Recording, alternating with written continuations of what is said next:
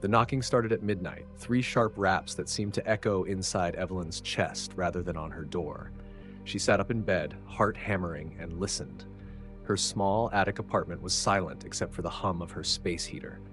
Evelyn swallowed, forcing herself to breathe. It was probably just the neighbors, or maybe the wind. She lay back down, pulling the covers up to her chin.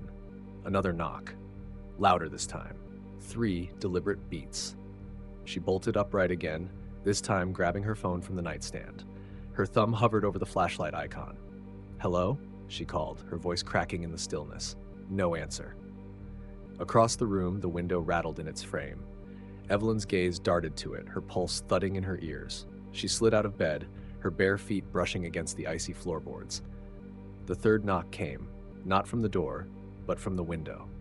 Evelyn stumbled back, nearly tripping over her own feet. "Who's there?" she demanded, her voice trembling.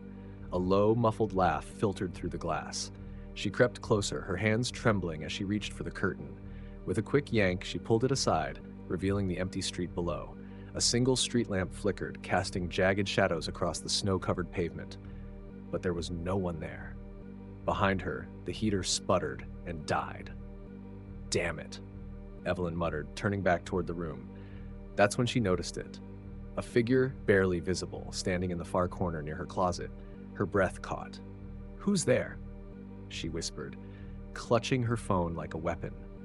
The figure didn't move. It was cloaked in shadow, but she could just make out the outline of a head tilted unnaturally to the side. "I'm calling the police," Evelyn warned, her voice firmer now. Her thumb pressed the emergency dial and the phone lit up in her hand. "No need for that," a low voice rasped, dry and broken, like wind through dead leaves. She froze. The figure took a step forward, the sound of its movement soft but deliberate. "What do you want?" she stammered, her knees threatening to buckle. "To let you know," it said, its voice slow and deliberate, "you left the door unlocked." Her stomach twisted as a realization hit her like a punch to the gut.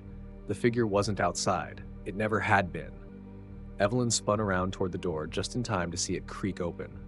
Another shadow, larger this time, loomed in the doorway. She screamed, but the sound was swallowed by the darkness that surged forward.